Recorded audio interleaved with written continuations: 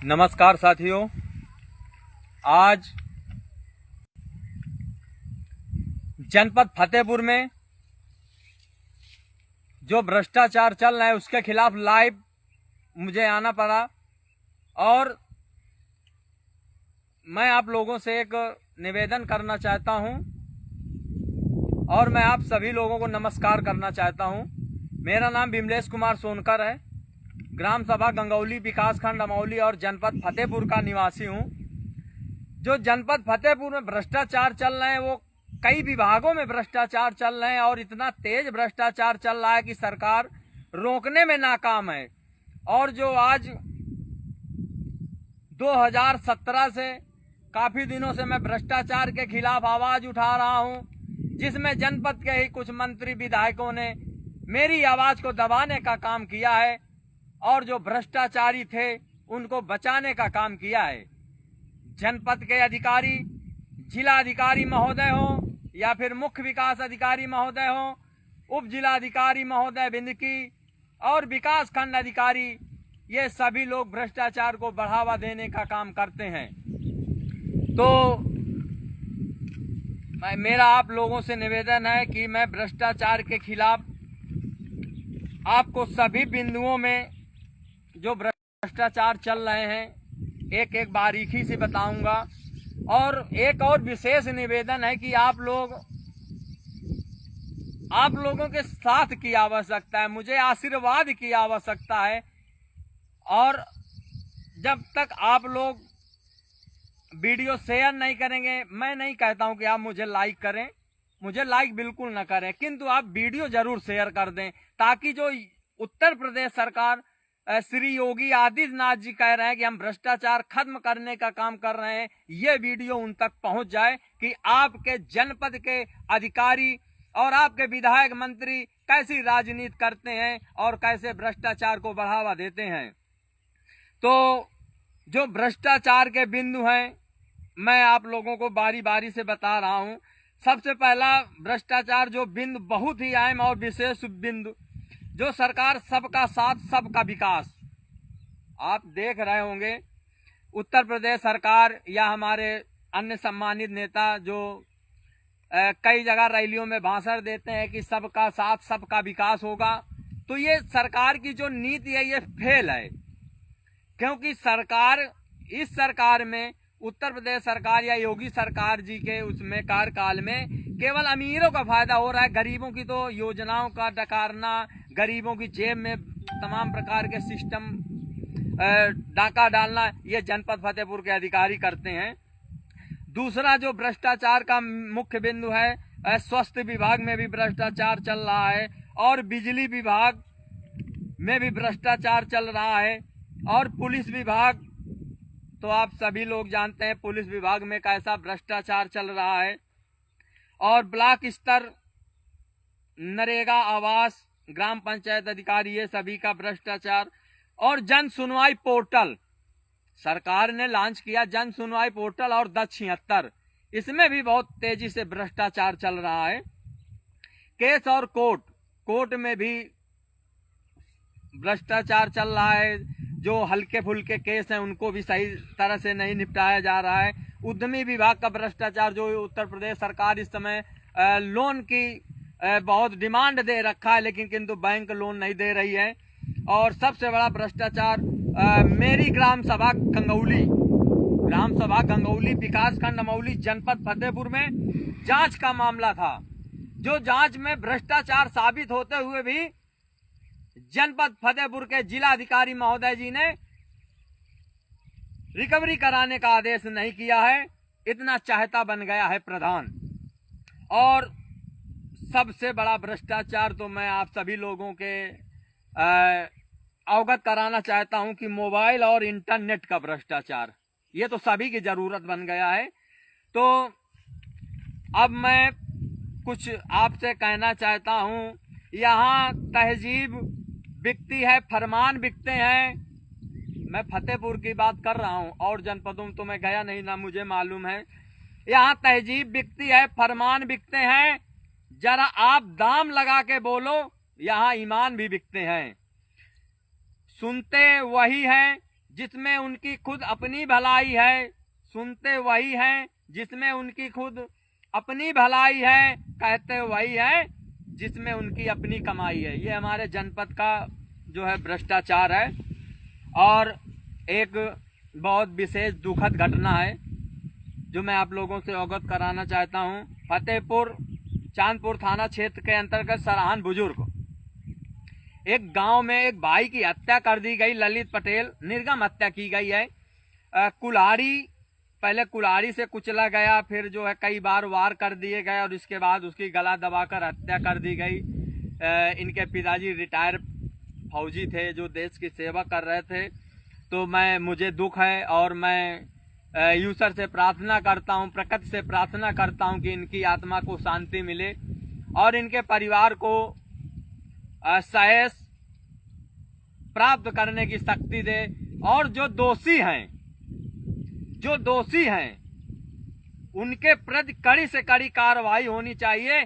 जैसे इनको कुल्हाड़ी से और इनको जो है वार करके मारा गया है, ऐसे इनको 20 चौराहे में फांसी दे देना चाहिए जो दोषी हैं। तो मुझे दुख है जो सरान में घटना हुई और इसमें पुलिस जो है फतेहपुर में अनगिनत रोज घटनाएं होती जा रही हैं, बढ़ती जा रही हैं। पुलिस प्रशासन इसको बिल्कुल से ध्यान नहीं देते हैं। तो अब हम चलते हैं जो भ्रष्टाचार के खिलाफ जो हम आप लोगों से आज लाइव आए हैं। भ्रष्टाचार के खिलाफ पहली बार इंस्टाग्राम में लाइव आए हैं और आप लोगों से निवेदन है कि हमारी इन बातों को आप शेयर अवश्य करें। हमें लाइक ना करिए, लाइक मत करिए किंतु शेयर जरूर करिए। तो सबसे पहला जो भ्रष्टाचार है, सबसे जो सरकार के वादे हैं कि सबका साथ सबका विकास, आप लोग हमेशा सुन रहे हो। अब सबका साथ सबका विकास मैं 2017 से लगा हूं, ना तो मेरा विकास हुआ ना तो मेरा साथ मिला, ना तो उत्तर प्रदेश सरकार का साथ मिला और ना मेरा विकास हुआ। चलो विकास की तो बात दूर है, इतने दिनों से जांच कराए उसमें भी कोई फायदा नहीं हुआ।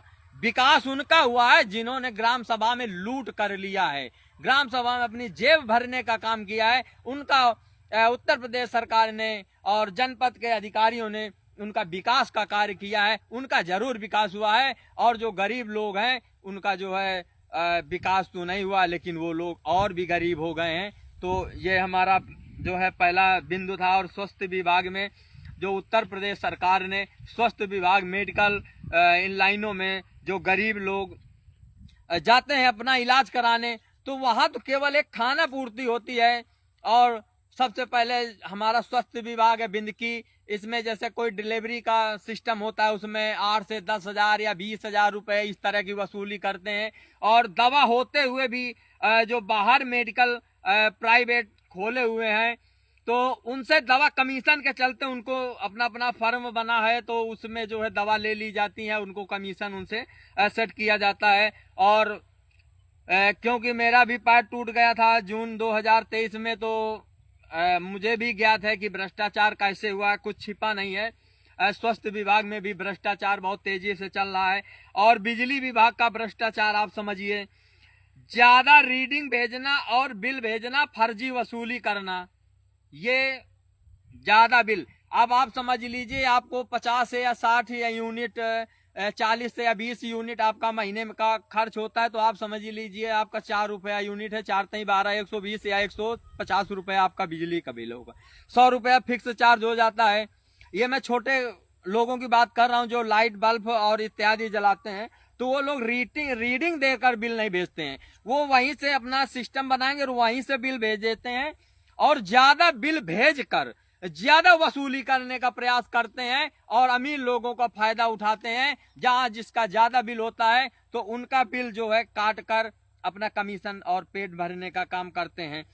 और ज्यादा बिजली का बिल भेजकर फर्जी तरह से FIR करना, फर्जी तरह से जेल भेजना और गरीब लोगों का रोजगार से भी दूर कर देना, ये बिजली विभाग का भ्रष्टाचार है। पुलिस विभाग का भ्रष्टाचार आप समझिए, कोई भी केस जाते हैं, छोटी मोटी लड़ाइयां हो जाती हैं, तो उनमें भी पुलिस जो है जनपद फतेहपुर की पुलिस अपना पेट जो है अपनी जेब भरने का काम करते हैं। और आपस में जो लड़ाइयाँ होती हैं उनको वहीं ग्राम सभा में जो खत्म हो जाना चाहिए, लेकिन जब चौकियों में पहुंच जाती है तो दोनों तरफ से दबाव डालकर उनसे वसूली की जाती है। ऐसे तमाम केस पड़े हैं जो मेरे सामने हुए हैं, और पुलिस विभाग अगर उनको जो पैसा नहीं देता है तो जो विपक्षी होता है उसकी भले ही गलतियां ना हो, लेकिन उसको जो 151 में चालान भेजने का काम ये जनपद की पुलिस कर रही है। ब्लॉक स्तर का भ्रष्टाचार, ब्लॉक स्तर में सबसे बड़ा जहां से भ्रष्टाचार को जन्म होता है, तो ये भ्रष्टाचार को जन्म विकास खंड अधिकारी महोदय जी देते हैं।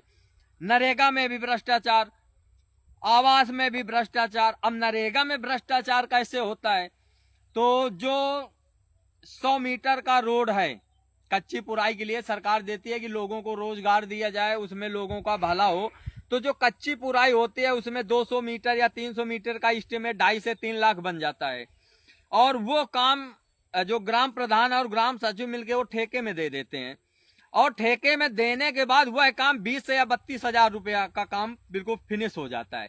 अब उसमें जो है फर्जी जॉब कार्ड के फर्जी पैसा निकाला जाता है। अगर यही काम सरकार जो नए इलेक्ट्रॉनिक सिस्टम से काम कर दे और जो है जियो टैगिंग सिस्टम से काम कर दे कि 24 घंटे लाइव ड्यूटी चलेगी और सरकार उसका वेतन बढ़ाए, जो गरीब मजदूर जो वहां काम करते हैं सरकार 500 रुपए देने का काम करेगा, तो उसी जो है 2.5 लाख रुपए में 3 महीने काम या 2 महीने काम 40 लोगों को रोजगार मिलने का काम होगा, अगर नरेगा का भ्रष्टाचार रोकना है। ग्राम प्रधान जो प्रधानमंत्री आवास में, जो आवास में सबसे ज्यादा सचिव जिम्मेदार होता है ग्राम पंचायत अधिकारी, तो यहाँ जो गरीबों को आवास मिलते हैं तो प्रधान ऐसा सिस्टम बना लेता है, ऐसा माहौल बना लेता है कि गरीब लोगों से 20-20 हजार रुपए की वसूली करते हैं, और इसके बाद पहली किस्त में 10 हजार रुपया, और जब दूसरी किस्त आती है तो उनसे 10 हजार फिर लिए जाते हैं। और इसके बाद भ्रष्टाचार होता है जब जो सरकार प्रधानमंत्री आवास में लेबर पेमेंट करती है, प्रधान उसको भी 15 हजार खा जाता है, तो एक आवास में 35 हजार रुपया गरीबों का नुकसान हो रहा है। और ऐसा नहीं है कि सरकार के पास शिकायतें नहीं पहुंचती हैं, सरकार के पास शिकायतें पहुंचती हैं। जनपद में बैठे अधिकारी भ्रष्टाचार को बढ़ावा देने का काम करते हैं। अब सबसे बड़ा भ्रष्टाचार, अब आपको हम बता देंगे, सबसे बड़ा भ्रष्टाचार है जन सुनवाई पोर्टल 1076 में। सरकार ने, उत्तर प्रदेश सरकार श्री योगी आदित्यनाथ जी ने एक ऐप लोड बना दिया है, पोर्टल बना दिया है 1076 और जन सुनवाई पोर्टल। इसमें गरीब लोग शिकायत करता है और शिकायत करने के बाद उसको 15 से 20 दिन समय मिलता है, और वहीं से जनपद के अधिकारी बैठे बैठे फर्जी निस्तारण कर देते हैं। फर्जी निस्तारण करके रिपोर्ट लगा देते हैं, और इसके बाद इसमें वसूली कैसे चलती है कि जैसे हमने 1076 में फोन किया कि हमारी ग्राम सभा में एक नाली खरंजा का फर्जी भुगतान किया गया है। अब इसमें भ्रष्टाचार जब वहां अधिकारी के पास या डीपीआरओ महोदय के पास या जिलाधिकारी के पास और या तो विकास खंड अधिकारी के पास जब शिकायत पहुंचती है, तो ग्राम पंचायत अधिकारी सीधे फोन करता है और बताता है प्रधान जी नमस्कार, राम राम। प्रधान जी खुश हो जाता है, ग्राम पंचायत अधिकारी हमसे राम राम कर रहा है। इसके बाद फोन करता है कि फला व्यक्ति ने आपके खिलाफ एक शिकायत दर्ज की है कि आपने नाली खरंजे का जो है गलत इस्तेमाल किया है, आप कब मिल रहे हैं? तो बोले मंत्री जी, क्योंकि ग्राम पंचायत अधिकारी को ज्यादातर प्रधानमंत्री जी बोलते हैं, बोले मंत्री जी जब कहो तब मैं आ जाऊं। तो फिर इसके बाद प्रधान पहुंचता है और वहां एक मीटिंग चलती है, पार्टी बेस चलती है। प्रधान को एक बोतल अद्दी दारू और इसके बाद ये अपना और भी फंक्शन जो करते हैं या पार्टी बेस करते हैं, और इसके बाद 5,000 रुपया कम से कम ग्राम पंचायत अधिकारी वसूलता है। इसके बाद फर्जी निस्तारण करके वहां भेज देता है। 1076 में भी अगर उत्तर प्रदेश में IGRS 1076 और जन सुनवाई पोर्टल में कोई शिकायत किया है, तो मैं विमलेश कुमार सोनकर 2017 से कम 2000 बार जन सुनवाई पोर्टल 1076 में शिकायत किया है। आज तक भी कोई सही निस्तारण नहीं हुआ है जनपद के अधिकारियों के द्वारा। ये हो गया हमारा जन सुनवाई पोर्टल और 1076 का। अब केस और कोर्ट में तमाम ऐसे केस होते हैं। हम कोर्ट की बात करते हैं, कोर्ट को हम कुछ कह नहीं सकते क्योंकि हमारा सम्मानित मंदिर होता है, कोर्ट हमारा एक मंदिर है। किंतु मंदिर में भी कुछ न कुछ समस्या हो जाती है। जैसे कोई भी केस पड़ा रहता है तो उसमें बहुत समय लग जाता है। जैसा मेरा एक केस पड़ा है 420 और कई धाराओं में लगा हुआ है एक विपक्षी के प्रति, तो 3 साल हो गए केस किए हुए, आज तक एक जो है वो नहीं आया है कि जो है जो क्या नाम से सम्मन भेजा जाता है कि आपकी बहस लगी, ये तक नहीं आया। कैसा हमारा भारत का कानून है। और वैसे तमाम केसेस पेंडिंग पड़े हैं, हजारों लाखों केस पेंडिंग पड़े हैं। तो आखिर सरकार कब तक इन केसों का निपटारा करेगी? जो निम्न तरह के केस हैं, छोटे केस हैं, जो सबूत के तौर पर केस है, इनका भी निपटारा होना चाहिए। अब हम आपको बता रहे हैं कि सबसे बड़ा भ्रष्टाचार, हम सरकार को भी कह रहे हैं कि सरकार जो है कहीं कहीं ना गलत करती है और कहीं कहीं कहती है कि भ्रष्टाचार खत्म हो। अब मैं युवाओं की बात कर रहा हूं। इस समय सरकार, उत्तर प्रदेश सरकार, योगी सरकार कह रही है कि हम युवाओं को लोन दे रहे हैं, रोजगार दे रहे हैं। तो मैं उत्तर प्रदेश सरकार से कहना चाहता हूं कि जो जनपद फतेहपुर में है, यहां लोन उन्हीं को मिलता है जो मजबूत हैं। गरीब लोगों को लोन नहीं दिया जा रहा है और गरीब लोगों से 5% या 10% की वसूली करते हैं और तभी उनको रोजगार करने के लिए लोन दिया जाता है। और लोन में सरकार 5 लाख का लोन दे दिया, कह रहे ठीक है। अब उसमें सरकार तो ठीक है, लोगों को रोजगार करने के लिए लोन भी दे रहे हैं, लेकिन सरकार अगर ब्याज मुक्त लोन दे रही है तो जीएसटी मुक्त भी लोन करना चाहिए, क्योंकि 1 लाख में 18,000 जीएसटी सामान का पड़ता है। अब मान लीजिए कोई व्यक्ति शटरिंग सर्विस के लिए लोन लेता है। अब शटरिंग सर्विस के लिए उसको 5 लाख का लोन मिल गया, अब उसमें 18% तो उसकी जीएसटी चली जाएगी। 18×5 90,000 चला गया। तो हमें ये नहीं समझ में आ रहा कि सरकार अपनी जेब भरने का काम कर रही है या तो फिर लोगों को रोजगार दे रही है। तो मैं सरकार से निवेदन करना चाहता हूं कि जो आप जीएसटी मुक्त लोन दीजिए और ब्याज मुक्त लोन दीजिए, तभी तो युवा बढ़ेगा, तभी तो हमारा उत्तर प्रदेश बढ़ेगा। और इसके बाद जो आपके यहाँ उद्यमी विभाग में एक सिस्टम बना हुआ है कि जो एक सीए रिपोर्ट बनाता है, सीए रिपोर्ट जो बनाता है उसको कहते हैं प्रोजेक्ट रिपोर्ट। अब प्रोजेक्ट रिपोर्ट में 4 से 5 हजार रुपया ले लेते हैं जो सीए होता है। तो आप ऐसा करिए कि ऑनलाइन वहीं से उद्योग विभाग में जो हमारे उद्यमी विभाग है, वहीं से एक ऐसा सिस्टम आप लॉन्च करिए कि जो है प्रोजेक्ट रिपोर्ट वहीं से बने, 100-200 के खर्च में बने, 1000-500 के खर्च में बने। ये नहीं कि 5,000 10,000 सीए मांगता है। एक फाइल का खर्च बनाने में कम से कम 4 से 5 हजार रुपया पूरा आ जाता है।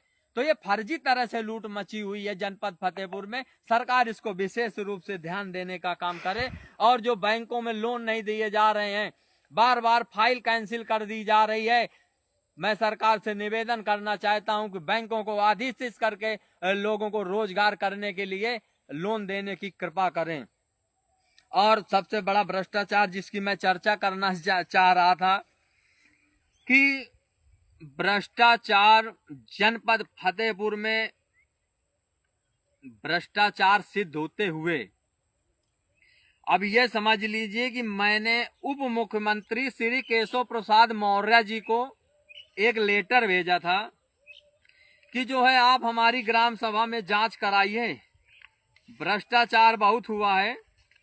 तो उन्होंने एक आदेशित किया कि जो है जांच होगी। आप लोगों को मैं एक लेटर दिखा रहा हूं, आप देखिए, केशव प्रसाद मौर्य जी का लेटर है। ये देखो मेरा नाम भी लिखा हुआ है।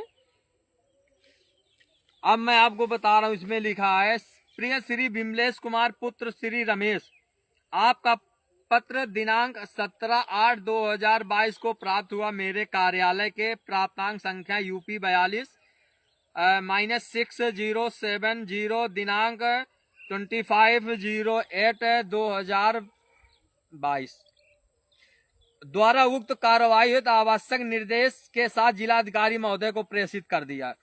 25/8/2022 को जिलाधिकारी जनपद फतेहपुर के जिलाधिकारी को प्रेषित किया कि आप जाके ग्राम सभा में जांच करिए। और ये हमारा जो लेटर वहां पहुंचाने का काम किया था, तो हमारे क्षेत्र के राजा विकास पुरुष, जिसको हम लोगों ने विकास पुरुष कई बार कहा कि वो विकास पुरुष हैं, तो वो वर्तमान समय के जहानाबाद विधानसभा के श्री राजेंद्र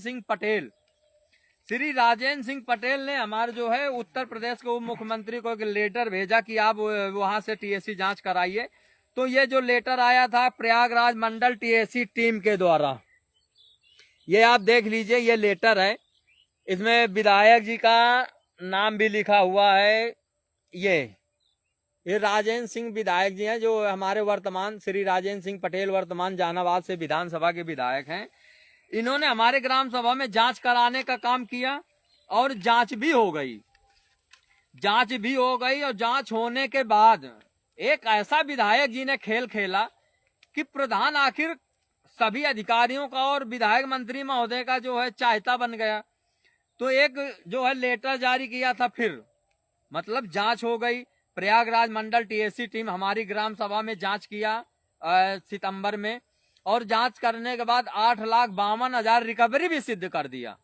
टीएससी टीम होती है, टेक्निकल टीम होती है, प्रयागराज मंडल से आए थे और लखनऊ से आए थे। इसके बाद जांच का आदेश कर दिया, जांच जिलाधिकारी महोदय जी के पास आ गई। और ये इसके बाद विधायक जी ने एक ये लेटर जारी कर दिया, आप पढ़ लीजिए आराम से। अगर किसी को नहीं समझ में आ रहा, मेरा व्हाट्सएप नंबर ले लीजिए 9956469097। तो एक बार फिर से नंबर बता रहा हूँ, 9956469097। ये जो है मैं आपको भेज दूंगा। तो अब समझिए विधायक जी ने क्या लिखवाया है मुख्य विकास अधिकारी महोदय जी को। सादर अवगत कराना है कि ग्राम सभा गंगौली विकास खंड अमौली तहसील बिंदकी में भ्रष्टाचार के लिए मेरे द्वारा, अब आप समझ लीजिए, खुद विधायक जी ने ये लेटर लिखा है कि मेरे द्वारा विमलेश कुमार पुत्र रमेश को लिखा गया पत्र निराधार समझा जाए, जिसमें किसी प्रकार की टीएससी टीम जांच न कराई जाए। यदि पूर्व में टीएससी टीम जांच हुई है, रिकवरी दी गई है, तो वह निराधार माना जाए। उक्त प्रकरण में कोई भी किसी भी प्रकार की कार्रवाई न की जाए।